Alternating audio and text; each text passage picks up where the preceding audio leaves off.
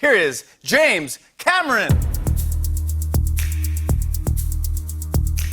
You never really get an opportunity. You take an opportunity. If you're going to do something, you have to do it all the way, and you have to just put it before all other things. I don't know about you, but I'm having a really great time. Well, hello, everybody. Welcome back. James Cameron 101. I'm Eddie Green, and today we are welcoming somebody to the podcast that I've known about for some time and checked out his podcast recently and kind of got addicted to, just binging the episodes because they are incredibly informative and just incredibly fascinating. I think it's coming from this book. We're gonna figure out where he's getting his sources if he's willing to divulge it. But if it is this book behind me, I do recommend picking it up. It is a great book. It does have a preface by James Cameron. That's probably why I have it. Please do check out Witness Titanic, A Modern Inquiry. This is a podcast that if you're even just remotely interested in Titanic, you need to do yourself a favor, check it out. But of course, big Titanic fan here, so had to get him on the podcast at some time. It's today. We're bringing him in here. It is James PENCA. Hello. I hope you can hear me okay. Yes. Yeah. You sound good. Good. Thank you for having me. Of course. Yeah, no, I when I reached out to you, I was like, should I even mention that Alexandra and Nelson have been on, but I was like, just throw it out there. So, of course, that's the mutual connection. And you had just done the Titanic weekend with them, right? Yes, we were just on the Queen Mary out here in California for the anniversary weekend. We did a bunch of lectures and we did our usual live stream that we do every year for the real-time syncing. So I got to meet Nelson and Alexandra in person finally after speaking over the phone and through Zoom quite a bit. Right, because you were on their... Were you on their podcast? Yes, I was on their podcast. I helped with their documentary, their Titanic Movie Diaries documentary. Provided some of the visuals from the Titanic Honor and Glory team, who I also work with. So yeah, I was on their podcast first, and I suppose I need to have them on mine now. We'll all have each other on everybody's podcast. Right. Well, because I told Nelson this when I had him on recently, because it was after the Titanic weekend. I was, I'm going to be moving to Washington, funny enough, where Alexandra lives here shortly. So come next year, I definitely want to attend just because right now I'm in Savannah, Georgia. So it was kind of a little too far. Yeah. A little too far for me to make the trek out there. But next year I'll definitely be on the West Coast. So I want to. Yeah. And we're planning on making it next year a million times better. This year was very last minute for us on my end, THG being a part of it. So we're already planning next year. Like truly we started already and it's, 12 months away. So it'll be worth coming to for sure. Heck yeah. Now anyone that is meeting you for the first time, you just said something Titanic Honor and Glory. I'm sure somebody doesn't know what that is. I'm familiar with it, but what's the Cliff Notes version of Titanic and Glory? Cliff Notes, Titanic Honor and Glory is a team of Titanic researchers. I like to think that we're the largest group of Titanic researchers who all work together. Titanic research is usually done in small groups or just individually, but we just have a big group of Titanic researchers who are trying to recreate Titanic virtually. So it began 10 years ago as just a video game. And that's all it was. There was going to be a storyline, and it was just going to be your typical video game, but set on the Titanic. And over the years, things have shifted. People have left. People have joined. I joined a few years ago. And now I would say we're a group of researchers trying to recreate Titanic virtually. We make virtual museums. I don't like to call them video games because I think that gives the wrong idea of that they're going to be fun and there's going to be shooting involved somehow because people think that, but it's really just we just want to tell Titanic's story in a really cool way where you can actually explore Titanic in virtual reality and all that. Right. I think if you did say there it was a video game, I think they would be thinking something along the lines of Cal going after Jack and Rose. Exactly. Exactly. So- If we were making a video game, we would have to make the same sort of adjustments to the story that James Cameron had to do for the film.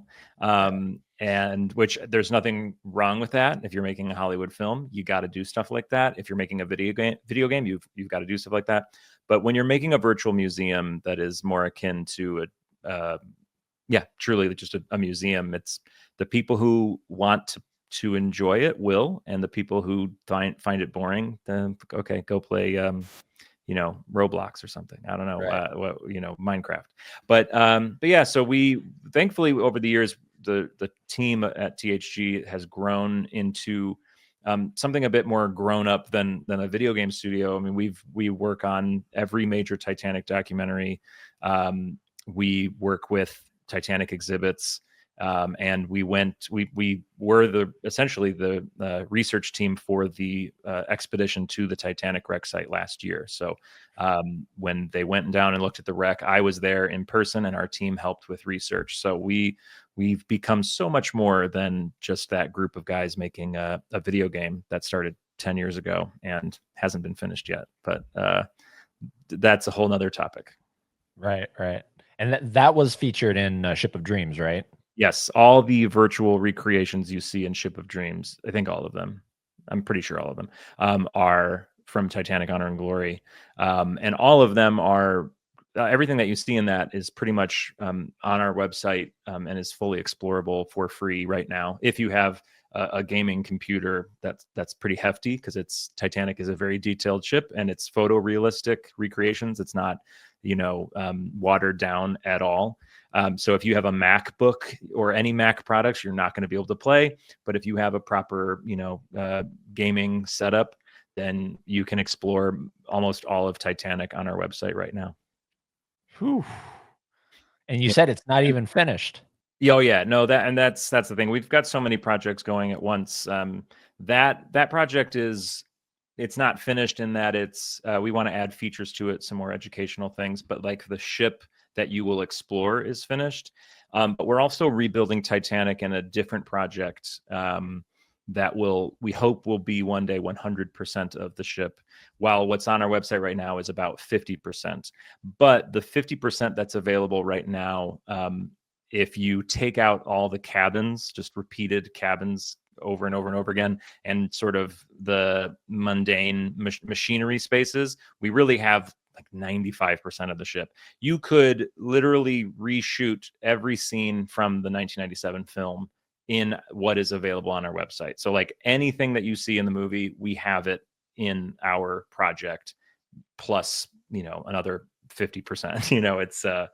It's a lot of Titanic. It's pretty much every public space. So if you were a passenger on Titanic, everywhere you could step foot, we have recreated on our website right now.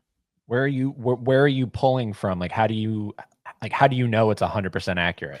Oh, that's the thing, and that's sort of the joy of Titanic in general. Is the mystery of it all. So we have sort of a hierarchy of what research we go from. Obviously, if there's a photo of a space on Titanic, great. Now we can recreate what the ship looks like in this old black and white photo as best we can. But for those Titanic heads out there, there's not very many of those. There's only about 30-ish photos that were taken on Titanic before she sank. Everything else you've ever seen of Titanic, in fact, most of the photos you've ever seen are actually from her sister ships, which we, of course, will use, but you have to use them with a grain of salt because they may not be exactly what Titanic looked like. For example, the Grand Staircase, famous Grand Stairs from James Cameron's film. There's no photos of Titanic's Grand Staircase. There's even a rumor that the clock wasn't actually a clock, but instead it was a mirror. On Olympic, it was a clock, but we'll never know. So we pull from photos and we pull from deck plans. But again, there's no real dedicated Titanic deck plans, but there are sister ship deck plans. So we go off of those. But those are very, they lack in detail. There are rooms that don't have labels on them, so we don't know what they were for. So you slowly step back from the source material, and we use the wreck, of course. We use the actual ship on the ocean floor. But as you take steps back, you start looking at ships from the era, ships that White Star Line operated, ships that Harlan and Wolff built, and just hope that you can find some similarities, hope that you can find some inspiration. And then at the end of the day, there are just decisions we have to make artistically based on our huge group of researchers and our many lifetimes collectively of love of Titanic. If we don't know what color a carpet is in one of the cabins, sometimes you just got to draw on what's inside you. Like, what do I think Thomas Andrews would want in this room? All right, let's make the carpet blue, and that's going to be good enough for us. Wow. I mean, I've definitely peeked at it. I don't have a super incredibly high power computer to do the full experience yet, but I've seen, whatever was in Titanic, Ship of Dreams, and I've seen bits and pieces of it, and it's highly impressive what's been accomplished. And it's like you said, not even done. So I can't imagine what 5 years from now it'll look like. God knows. That's one of the struggles with the project. We're all, none of us are video game developers. We've never made anything like this before, so we're really like learning as we go. The project, and this is the big complaint about our projects. We've been working on these things for over a decade now, and of course, in the video game world, people want a deadline. They want a release date, and even just this week or just the other day, the most highly anticipated game of all time, Grand Theft Auto 6, just got delayed a full year. That's just how the video game industry is. And while we aren't making, I don't like to call them video games, they are virtual projects. They are video games in a way. And that's a small group of us actually making the game. We have a lot of researchers, but we only have a few programmers, modelers, that sort of thing. And they're doing their best when they come home from school and when they come home from work, in between family responsibilities. We're all just doing our best to make something epic.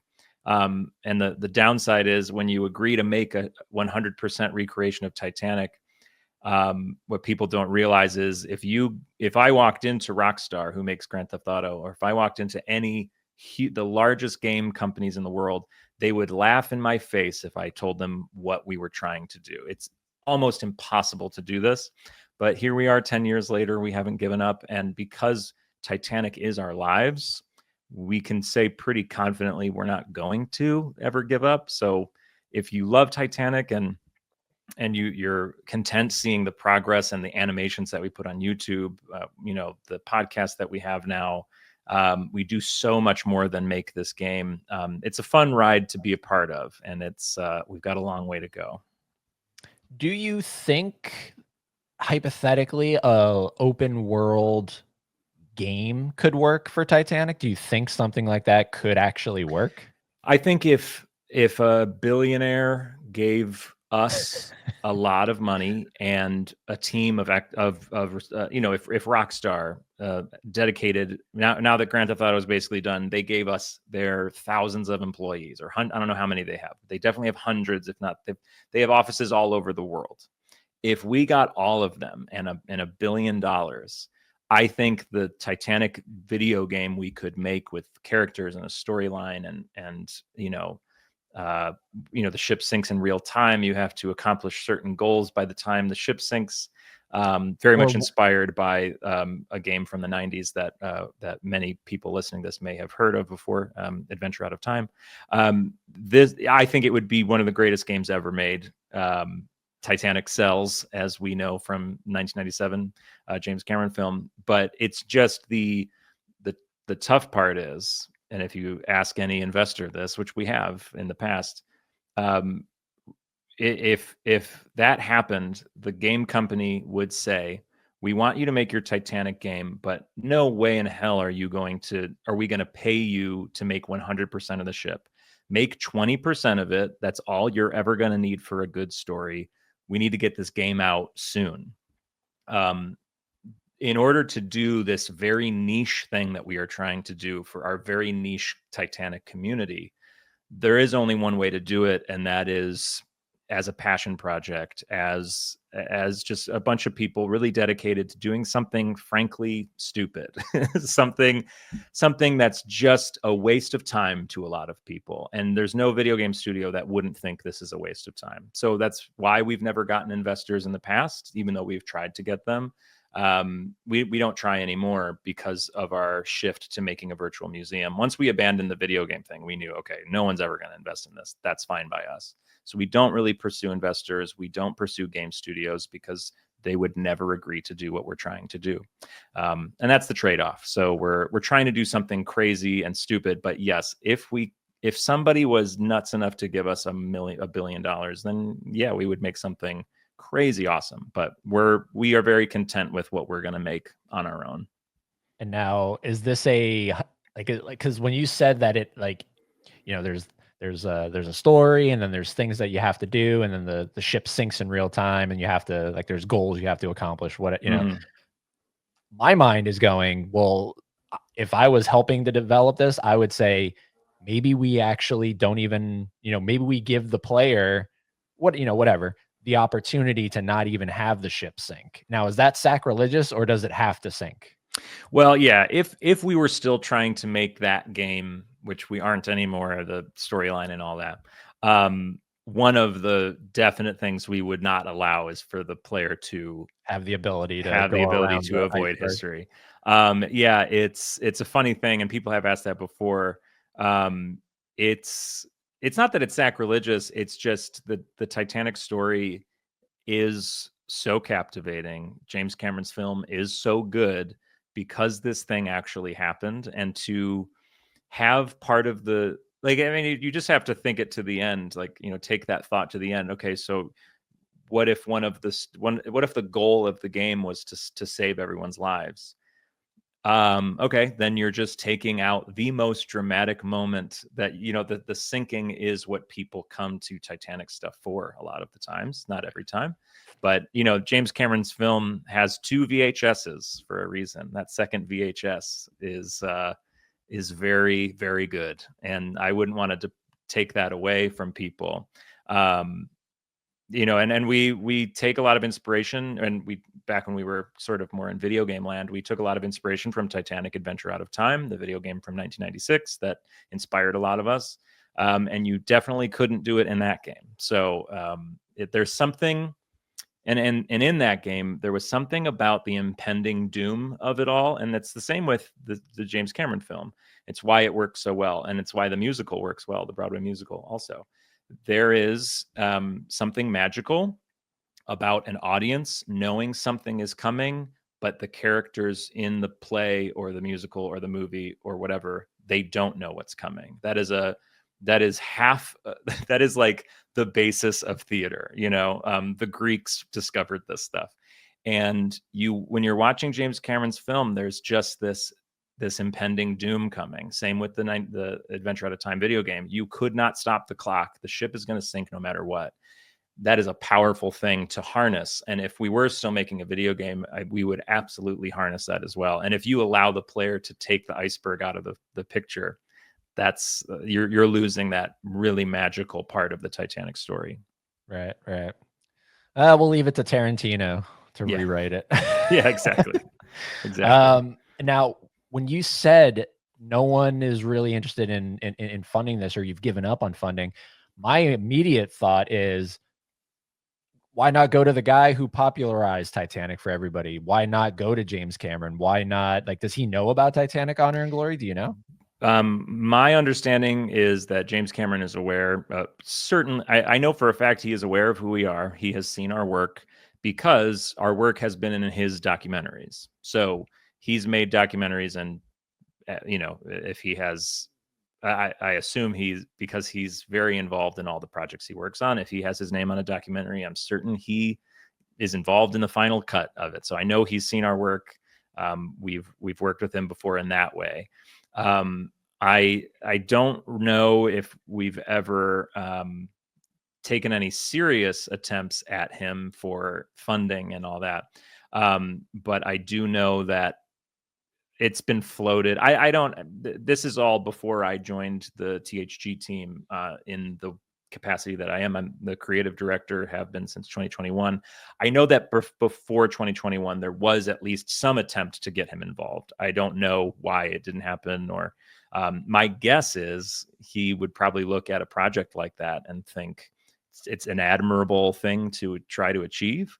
But when they made the 1997 film, they didn't build 100% of the ship. They didn't even build a fully accurate scale model of the ship. They made a smaller, they took out pieces and parts to make it a little more cost effective, because that's what you have to do. And that's why he's good at what he does. That's why he has the money he has, because he's good at making great art, but not breaking the bank to do it.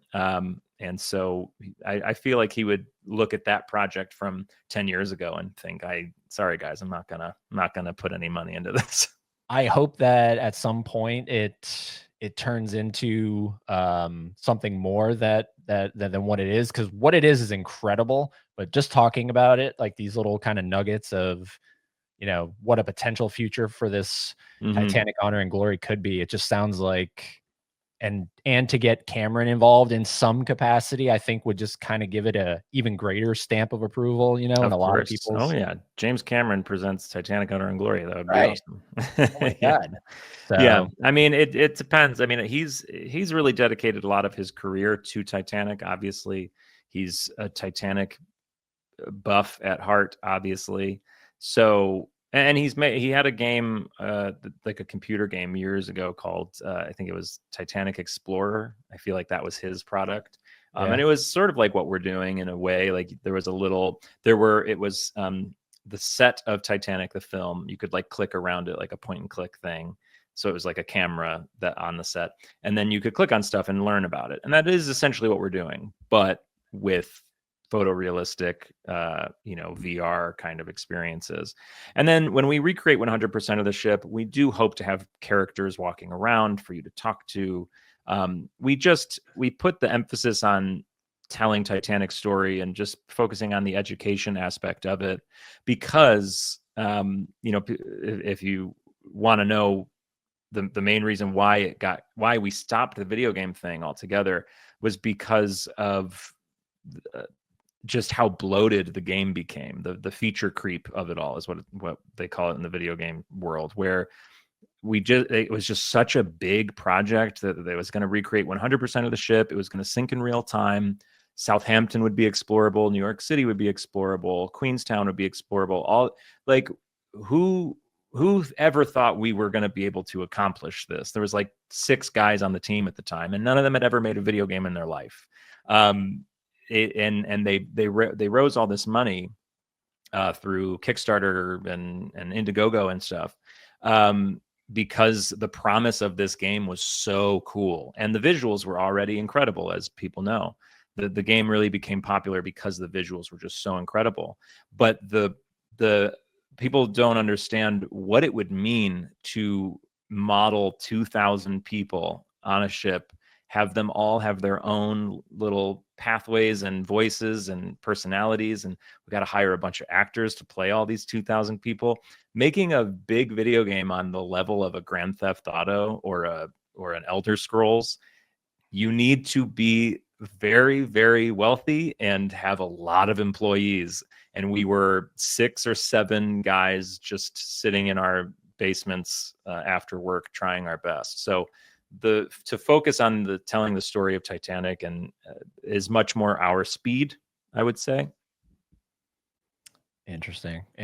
Yeah, no, when you talk about that James Cameron thing, I was going to bring that up. Was that like some kind of an inspiration for this? Because I've never seen it, but yeah, I actually have never played it either. It wasn't until I was pitching some of my ideas back in 2021 that people were like, oh, so it's kind of like a nice successor to Titanic Explorer. And so I looked it up and saw some of it. And yeah, it's Titanic Explorers.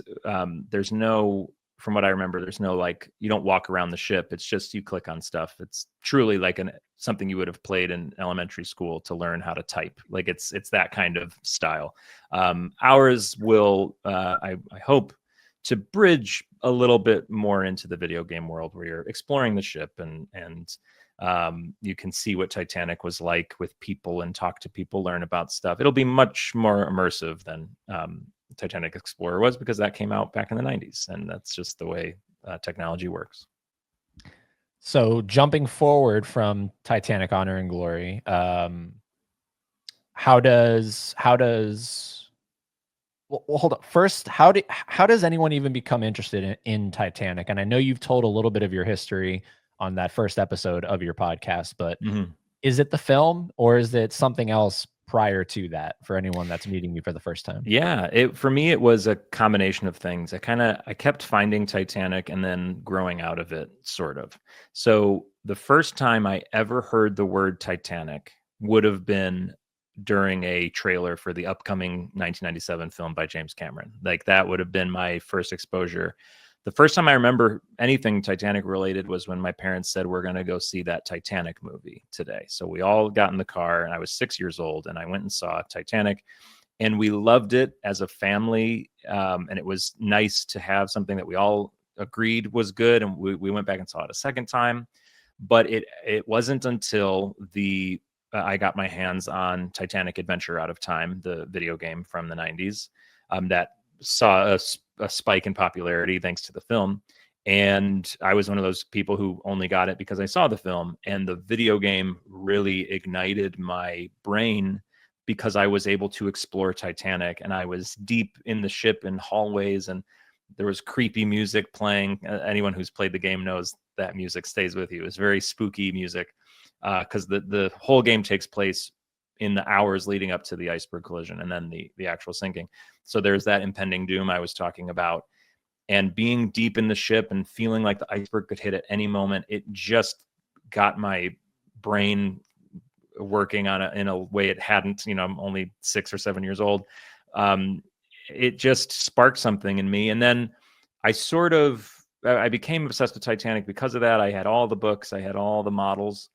And then I kind of grew out of it. And then we went on a field trip to the Titanic artifact exhibit, and seeing the artifacts in person really got it going again. So I just kept coming back to it. And then as an adult, again, I grew out of it because it's kind of like a childish obsession to be into the Titanic. But when I was in high school, there were some local theaters doing Titanic the musical, which was on Broadway of all years, 1997. Everything happened for Titanic in 1997.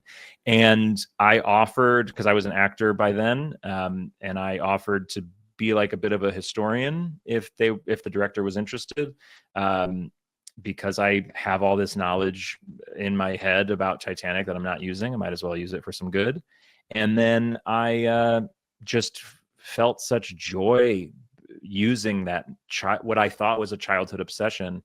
It had some value, and anytime there was a Titanic project, I said, hey, I'd love to help. I think I'm really good at this. And Titanic Honor and Glory was one of those projects. I heard they were making this game. I emailed them immediately and I said, look, I've been a historian on a couple little projects, would love to help. And that just kept growing and growing and growing. And then suddenly I was on an expedition to the wreck last year doing exactly that, being a historian, providing historic insight to people who needed a little bit of help in that regard. So it just, I just kept finding myself being useful. And I feel like that's all we can really ask for sometimes. So yeah. And then at the end of the day, I just think Titanic is the greatest story of all time. I would put it up against any Lord of the Rings, Harry Potter, World War II war stories. Pick any story in human history, and I will tell you why the Titanic story is more interesting. And I think James Cameron understood that, and that's why his movie was so popular. Yeah, and then now fast forward to where I wanted to ask you originally is the podcast is now this kind of next evolution for you, but you're not doing, because when I read the like the tagline, the log line, whatever you want, the description of what the podcast was before even listening to a single second of it and witnesses and everything, I was thinking, what is he like? What is he talking about? How is he going to interview people from it wasn't adding up to me. And then listening to it, realizing what it is, I think it's brilliant. And are you pulling from this book? Not that book specifically. No. So there's a website online called the Titanic Inquiry Project. a group of Titanic enthusiasts. Many people know, Park Stevenson is one of them. I think they have the list online who did this, but they went through the original inquiries and they transcribed them and put them online. So anybody can go to Titanic Inquiry Project and you can click on a witness and read their testimony. You can search words, do a little find on the page, and if you want to find a specific thing. And I was reading through a lot of inquiry testimony from that website, and then from my various books that all have passages from the testimony, passages from memoirs, letters written to loved ones. I just was so drawn to survivor words, because in the Titanic world, there's such a fight that we all have within ourselves over what is accurate and what isn't.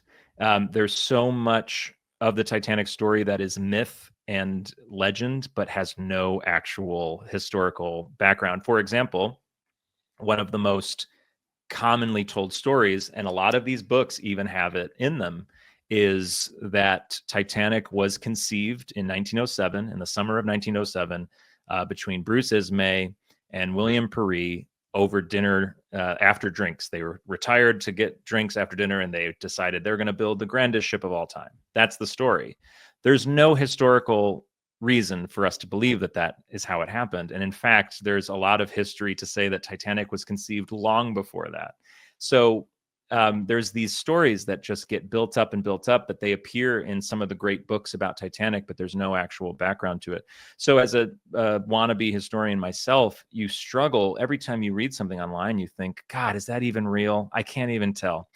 But when you read a witness testimony, there is something undeniably real about every word that they say, even when they're mistaken, because a lot of them may say they saw the ship sink in one piece. And that's, of course, a big debate that would happen for decades until we find the ship in the 80s. But even if they're wrong, it's still the experience that they had. And there's something very real about that. And so I was drawn to that. And I always wanted to start a podcast about Titanic, but I didn't want to just tell the same story again.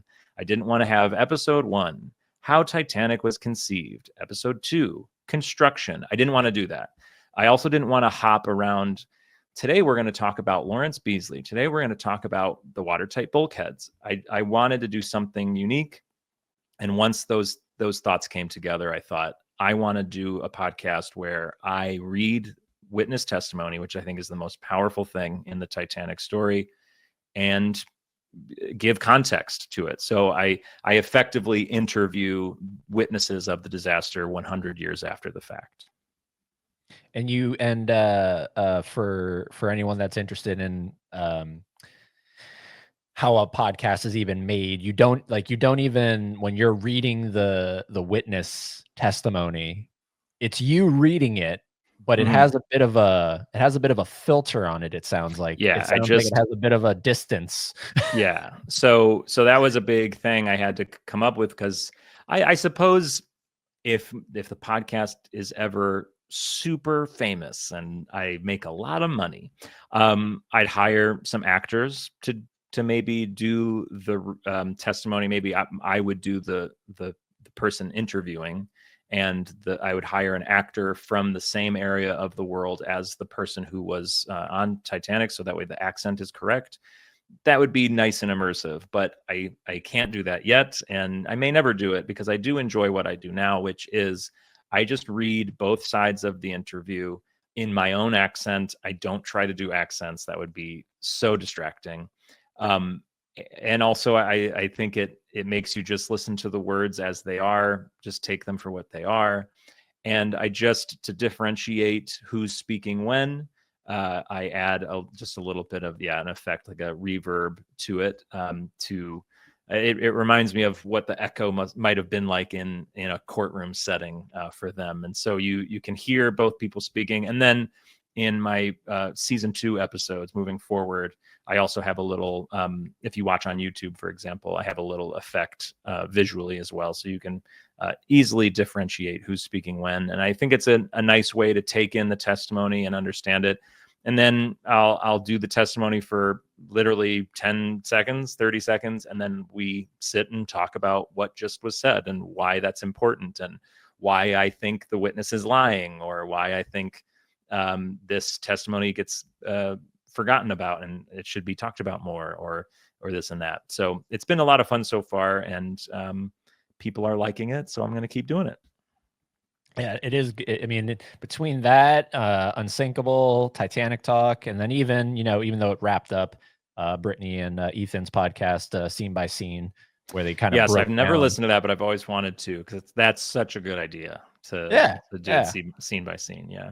And I mean, so like kind of those are like the Titanic podcast, if you want to focus on the film, or if you want to dive actual, in depth to the real wreck. I mean, these are the podcasts to go to. So it's highly worth checking out.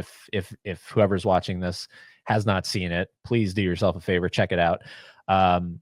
You said you went to Titanic. Like, yes, you yourself went to go see Titanic. Yes, I was on the expedition last year, and while I was floating above the wreck for a month, I even recorded a couple episodes for the podcast. So it's something like episodes 6, 7, and 8, or something like that. Were all recorded on the expedition. Was it? I mean, obviously, it's got to be a pretty just mind-blowing experience, but I've also heard that it's unless you have certain like equipment and everything to light it, it's really dark. It's really hard to actually even see the thing. Was it what you thought it was going to be, or? Yeah, I mean, yeah. So Titanic's wreck is obviously, it's 2.5 miles underwater. There's no light down there, and it is, truly impossible to see anything without a proper setup. And James Cameron actually innovated much of the technology that you can use to film the wreck. So, for example, if you wanted to get a good shot of the wreck as a whole, which he needed for his films, he created a rig of I don't know how many light bulbs, how much light needed to be on this rig, but it was essentially a big lighting rig that hung from the ship above Titanic, so they could film it almost as if there's like some sort of like moonlight on the ship. But that's not what we did, because that's not what the point of our expedition was. Our expedition was meant to take about 3 million photos of the wreck and piece them all together into a 3D model. Some people may have seen a recent documentary that just came out, or have heard of Magellan, who did these scans of the wreck. We did a very similar thing. But for that, thankfully, if you're taking 3 million photos of the wreck and you're only going to be about this far away from your subject, you really just need a lot of really bright light right at the source of what you're taking a photo of. So for us, all we needed were 3 cameras and like 6 lights, and that's all we needed. And then when you stitch all those photos together, you get a perfectly lit wreck. So it was very interesting, very fascinating. It was, in terms of, was it what I expected? I didn't know what to expect at all. I had never been on an expedition. I who knows if I ever will again. But what I did do in preparation, I watched James Cameron's Ghost of the Abyss film, because you get a very good expedition vibe. You can see what it's like, and it definitely scared my wife half to death, because they showed a lot of shots of the ships rolling in the waves, and so that was kind of fun. It wasn't like that for us as much, but it was fascinating. There's no way to fully prepare yourself for what it's going to be, because I think every expedition is a little different than the ones before. Ours was, I spent most of the expedition sitting in a room looking at a monitor of what was going on down at the wreck. People asked me, like, did it feel like you were, did it feel like ghostly, or did you feel any emotion? When we arrived at the site, there was actually, I don't know, I felt a bit of emotion, more for the personal accomplishment of arriving there, because I've always wanted to go. But at the end of the day, you're in the middle of an ocean, and the water is different, the air is different, the sea level is different. There is nothing remotely similar to what it was 100 years ago. The thing though that did hit me pretty often is I would look over the edge of the ship and just look at the water, and there's little fish in the water and everything, but you just imagine that if I just went straight down for 2 miles, Titanic's sitting right there. So you have to kind of make yourself feel it.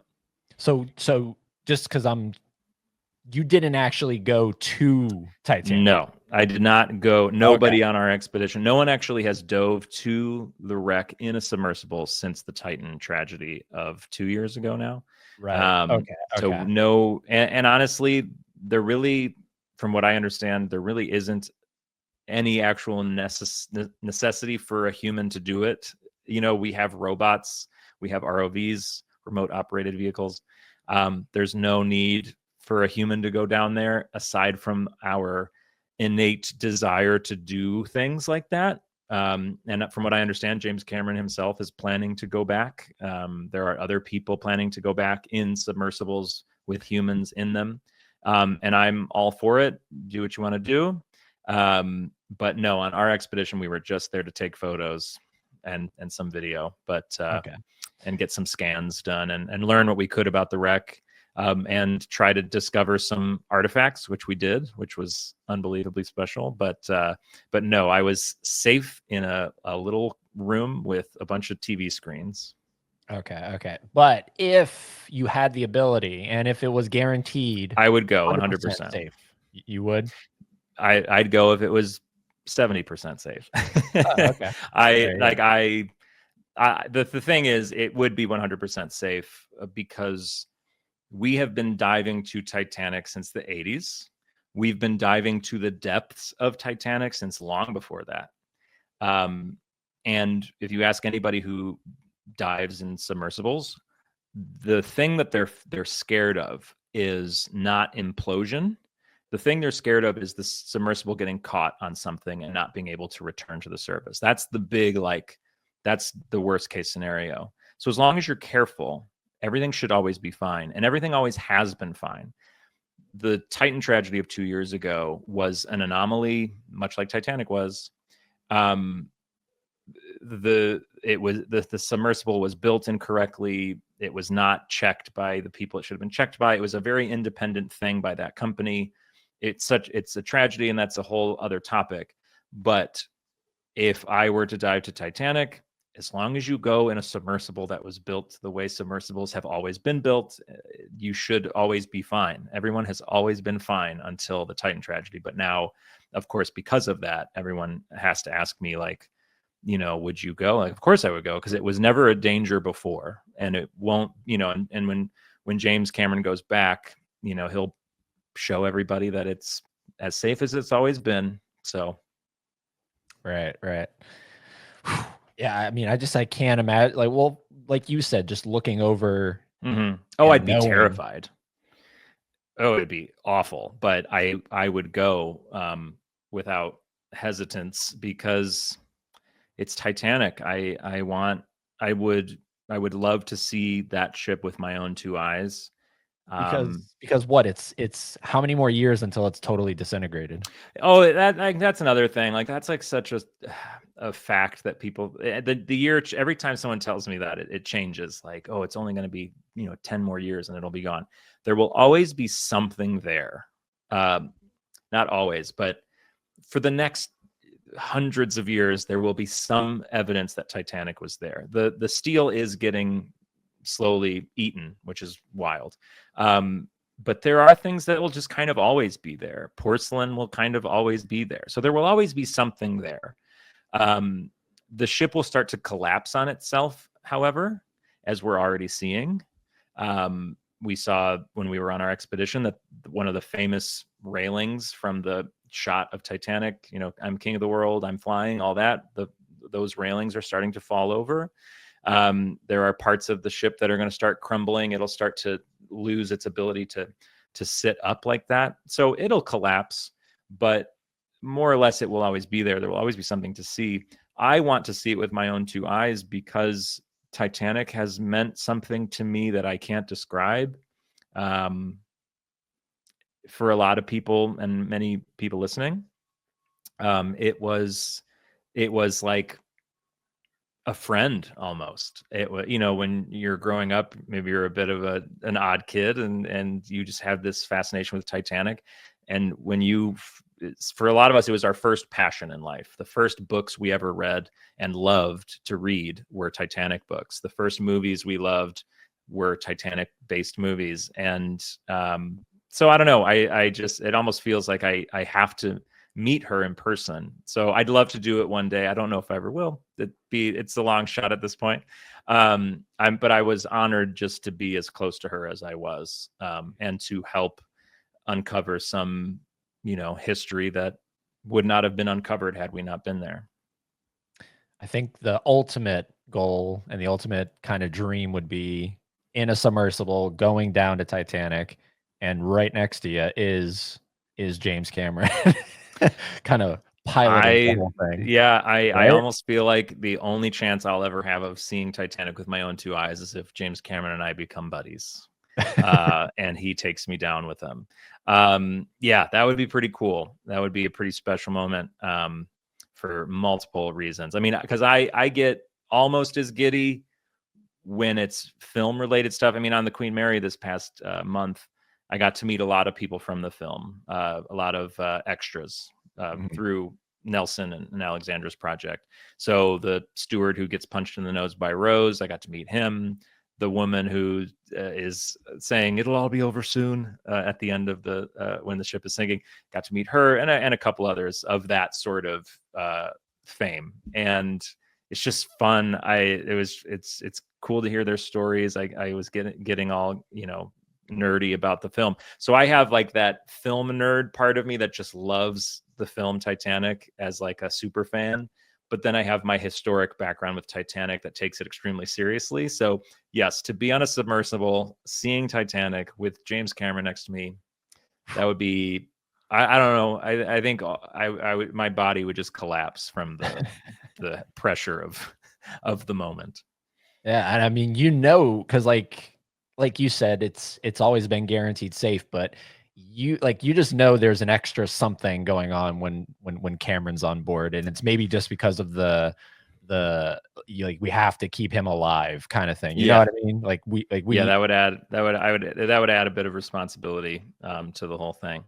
Yeah, and I feel like at this point, I imagine James Cameron probably holds the record now for most hours spent on Titanic. I don't know if that's true. P.H. Nargeolet definitely had the record when he died on the Titan implosion. But I wonder if it's now James Cameron just because of how many hours he was down there, that he's been down there. Certainly James Cameron has spent more time on Titanic than anybody who was actually on board Titanic for the voyage did. And that's crazy. More time than Captain Smith, more time than anybody. Yeah, he does like to say that in interviews, like during that whole Titan thing. Everybody was patching Cameron in, and right. He was always dropping that fact. He was like, I've been on the Titanic more than the captain.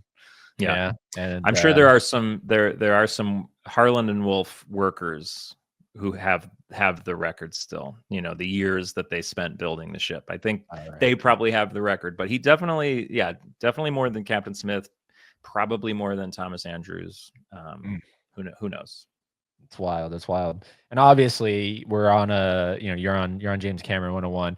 We have to talk a little bit about the film, even though I know you have, and I haven't listened to them yet. I'm kind of saving them since they are the film centric, but you have 2 episodes of the podcast, right? You split it up. Yeah. The last 2 episodes of season 1, I want to say it's episodes 21 and 22 or 20 and 21, something like that. Yeah. Yeah. So I want to, dive into that, but again, just kind of cliff notey. Clearly you love the film. Is it your number 1 favorite film of all time, or is there something else? Yeah, it has to be. It absolutely has to be. And I go through phases where I think it's only that way because of Titanic. Like I love Titanic, therefore, of course, it's my favorite movie. But then I'll sit down and watch it with watch it with someone who hasn't seen it, which it becomes harder and harder to find these people. But there are people, my age who just never saw it, and then they meet me or we're friends and they finally reveal to me that they've never seen Titanic. And I'm like, oh my God, we got to fix that. So we sit down and I watch Titanic with a newbie, and you see it through their eyes. You know, you're seeing you start to appreciate things that you probably appreciated the first time you saw it, but now seeing it with somebody else, you know, like I watched it.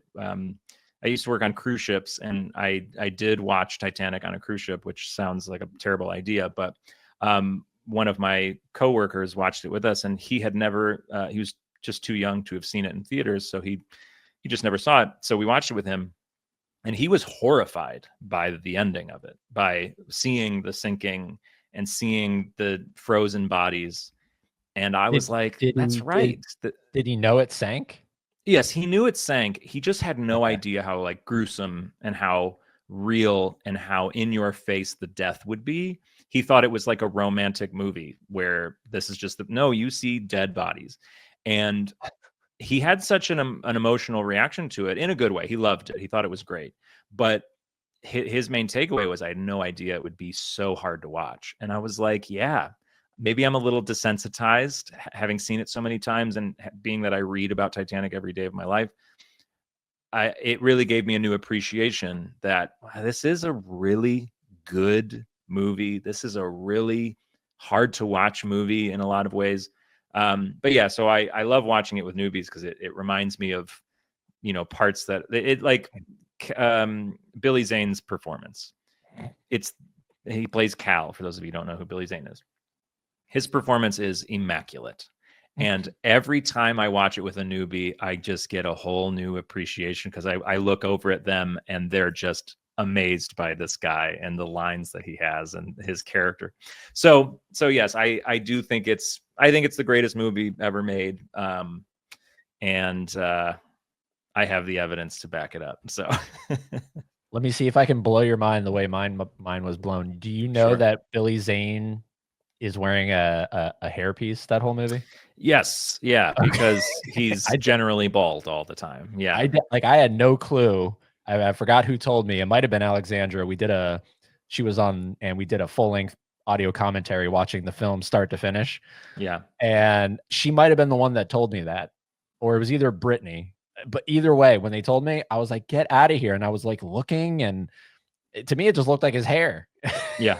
Oh, it's great. I mean, you know, we learned a lot about the how they made the hair, and all the people look frozen and dead at the end, and they were telling us on the Queen Mary about the stuff that they had to put in their hair and the sticky stuff they put on their face, that they would go home at the end of the day and have to wash it out, and it would take forever to get it out of their hair, and then the next day they would just have to put it back in.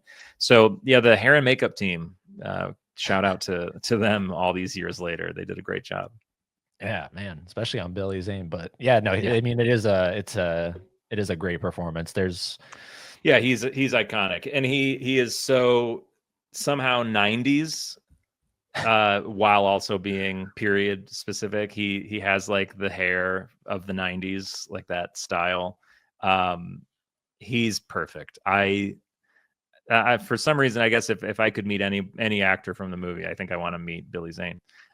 He's just impeccable. The line reading. There's a moment that I actually probably didn't see until my 100th viewing. I was watching it maybe last year, and I saw this new moment that I just didn't clock before.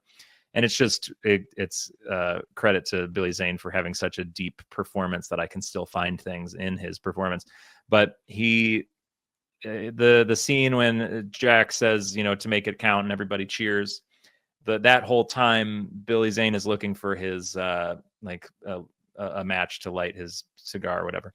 And because of that, he's not paying attention, and everybody cheers, or Jack throws him the matchbox and he catches it, and everybody cheers, and Billy Zane is just a little bit behind because he's kind of disheveled. And so while everyone else is drinking, he kind of gives a little bit of a it is comedic gold. He's a fantastic actor, and I'm an actor myself, so I'm extremely critical of actors. Sadly, I think it's just comes with the territory, and I can't find a single flaw in that movie from any actor. Every line is perfectly delivered.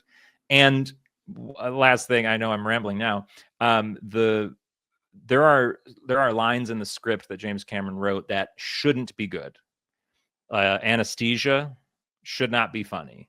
The women and machinery do not mix. That's so stupid and on the nose.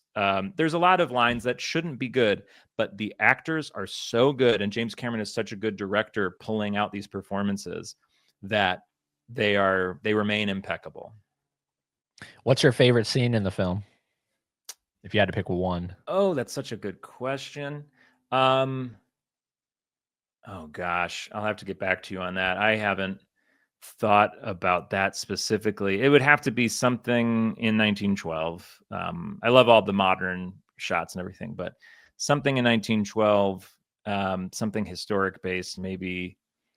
Would it be You, from? you know, Would it be from I guess cassette if one or two? just thinking about it, I guess I would say I love the Bruce Ismay, Bruce Ismay, Captain Smith scene in the reception room where he's telling him to go faster. It's so well done because the actor playing Bruce Ismay, I forget his name sadly, incredible performance, and that monologue, that him saying, AEJ, good man. That good man when he sits back with his like cigar, it's such a great performance by him. And then that James Cameron and the historians on his team made sure that the extra in the background glances over at them, so we, the viewer, know that she's overhearing their conversation, which Elizabeth Lines, an actual Titanic survivor, says she did overhear that conversation, which is why it's in the film. So that little scene, it's very short, but it's a historic moment. It's a great performance, and there's a little history Easter egg for people who want to see it. There we go. So cassette one is that your favorite cassette out of the two? I do love it. Oh, gosh. Yeah. I mean, I would pick that one over the second one only because the first half of the movie is unreal and so beautiful. And you get to see Titanic filled with life. And unfortunately, with Titanic content, it's always about the sinking. And part of why we love the Titanic story is because of the life that was on board. If there was, I don't like, the movie wouldn't be successful if it was just VHS 2. You have to have VHS 1 to feel compassion for these people. And then also VHS 1 does have the iceberg collision on it. So it's a little bit cheating, but yeah, I'd have to take VHS 1 if I only get to pick one. Yeah. It's like when you think about it, right? So I'm going to ponder this question to you, and then we can kind of wind down. We're approaching an hour here. Sure. Because it's always fascinating to think, right? What if, and I think there's even like a great, I remember seeing it on social media somewhere. There's a great what if, and it shows the trail of the water and you see that the ship went around the iceberg successfully, right? And then it's steaming ahead, and you see the trail of the water. What if it didn't hit the iceberg? What if it had actually successfully gone around and just continued on? Obviously it's all hypothetical, but do you think, clearly we wouldn't be talking about it in the context that we're talking about it, but do you think we would still be talking about Titanic, or is it because it sank? I've got two scenarios for you. Scenario one is beyond the iceberg was a massive ice field, and so it was iceberg. There's a great possibility. And in fact, a big reason, so people may have heard that part of the reason Titanic sank is it was a flat calm. The ocean was completely calm, almost like a sea of glass, people say, or it was like a mill pond, other survivors said. I believe Captain Smith in the 1997 film, he says it's like a mill pond. And Lighthowler says, I've never seen it such a flat calm. So like that's in the history because that's true. And that's why they didn't see the iceberg, because there was no waves breaking at the base, as Lighthowler says in the film. And part of the reason that is because there was such a large ice field nearby that the ocean was behaving as if it was close to the shoreline of land. So the reason people thought it was a mill pond is because it kind of was, due to the proximity to a shoreline almost, but it was an ice field that it was responding to. Just fascinating. But so in one scenario, it's probably going to sink anyway. But the issue is the sinking. A big reason that we talk about it today is not just because it sank. It is because it sank, but it's not just because of that. It's because it sank in the way that it did. If Titanic hits the iceberg a little more aggressively and sinks like ships normally sink, which is they fill with water very quickly and then they roll over and no lifeboats get out, everyone dies. Like that's how ships usually go down at the time. And to this day, ships flip over. Titanic, we still talk about Titanic to this day because of how she sank. If she hits the iceberg in a more aggressive fashion, she would have sank the way most ships do. To this day, ships do sink this way. Costa Concordia is a good comparison. They're not meant to be filled with water, and they become unstable very easily, and they capsize. That's how ships usually go. They fill with water, they roll to one side or the other, and once they do that, you can't launch lifeboats anymore. It's just impossible. So more people would have died, and less stories would have survived to New York, and we would lose a lot of the drama of Titanic. Think about like what a lot of people, when they think of Titanic, the first thing they think about with the sinking is the band, the orchestra playing to the end. That wouldn't have happened. They wouldn't have had time to start playing. Or the engineers staying to the end. That wouldn't have happened. They would have drowned very quickly. We talk about Titanic because of the slow drama of the ship sinking. The James Cameron film, it's a perfect setting for a film because it's a 2.5-hour sinking. Thomas Andrews himself says in the film and in real life that Titanic had about an hour, 2 at most, because that's what he thought, given how ships usually behave. He gave them 1 hour. She ended up lasting 2.5, 2 hours, 40 minutes, which is miraculous. So had Titanic hit a different iceberg or hit the ice field or hit the iceberg more aggressively, I don't think we would be here still talking about it. Now there's one other scenario though. Let's say she didn't hit anything at all, and she makes it to New York. Fine. There would not even be a Wikipedia page about Titanic. Like, if there was, it would be one sentence long. Titanic was a ship from, like, truly. There's this narrative that Titanic was the grandest ship ever built, but that narrative comes from the same place as how we would have said that the original iPhone was the greatest iPhone ever made. Every year there's a new iPhone. So, but when they come out, they're the greatest phone ever. They have more space than any phone has ever had before. The camera is a higher quality than ever before. That's how ships were. Every ship was the grandest ship ever built. Every ship was this. Every ship, oh, you won't believe this. That's how companies promote their product. So with Titanic, she wasn't actually the grandest ship ever built. Go look at photos from German ocean liners of the time. Wow, did they have the most luxurious interiors? Way more money went into them. They outdo White Star Line by a long shot. But that's not good for the story of Titanic. Even today, if I'm telling the Titanic story, it hurts when I do it, but I have to be honest and tell them that it was not the grandest ship in the world. It's way better for the story. It's way better for my business. It's way better for my podcast if the grandest ship in the world sank. But it's just not true. She was the largest ship in the world by 1,000 gross registered tons. And a couple weeks later, she would have been topped by the next ship that was already ready to be launched. So we use these as storytelling devices, and James Cameron uses them better than anybody in the world. These are ways to hype up the ship and make everybody think great things, so that way you can tear them down on VHS too.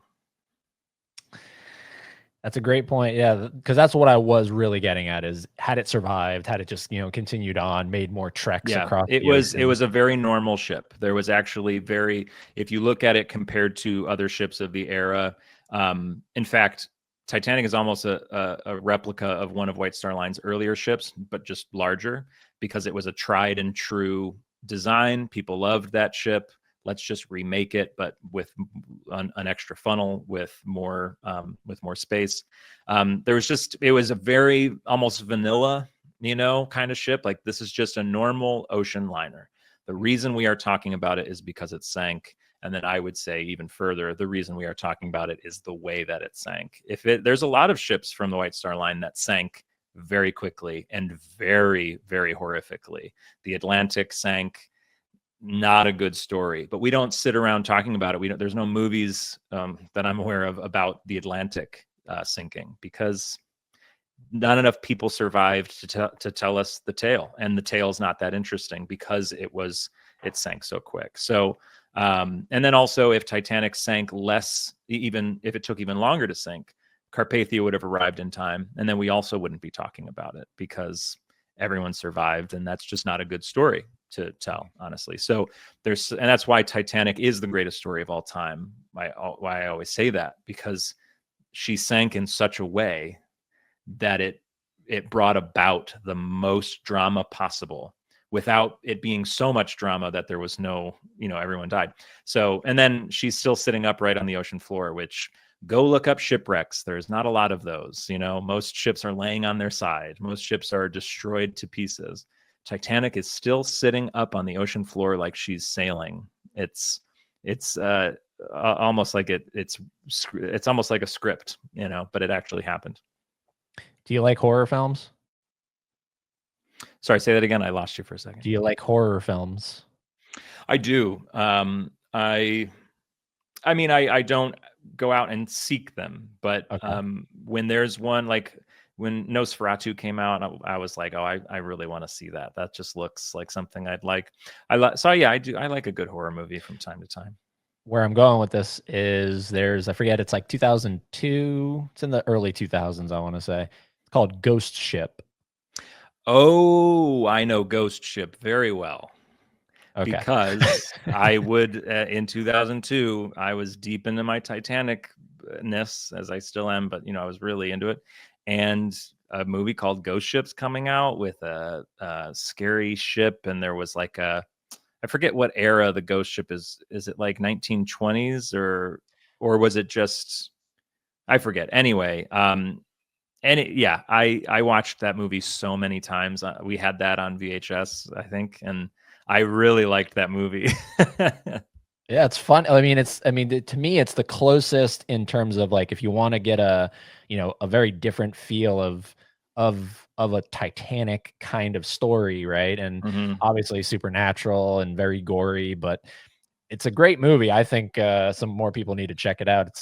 Yeah, I haven't seen it in a long time, and I will definitely have to give it another watch, because I do remember, and I remember that there's like a twist ending, sort of, and I remember thinking, like, my, I guess, 10-year-old brain was like, whoa. I don't know. Yeah. Maybe it was obvious to people, but I was pretty blown away. Yeah, it's cool. It's got a wild opening, and then it just goes into the exploring, and they find the ship again, and it's haunted, and yeah, it's such a good movie. So I'm glad you've seen it. Yes. But yeah, look, I personally love listening to the enthusiasm and the passion, and that's why I wanted to have you on, because it's infectious, and truly you can't talk about Titanic enough. It's been talked to death, but it's just all these different. I am proof of that. I'm still here telling the same stories over and over again, because it's just so good, and that's why the James Cameron film is so good. The script is great. His direction is great. The historical accuracy of that movie is incredible.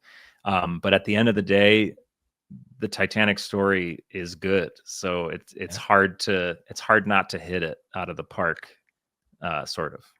Right. Of course it can. There are other Titanic movies that aren't that good, but I think, if I knew what I knew now, if the movie came out this year and I heard James Cameron was making a Titanic film, I'd tell you, this is easily going to be the highest grossing movie of all time. Like, it's the greatest story of all time, and James Cameron's doing it. Yeah, this is going to be great.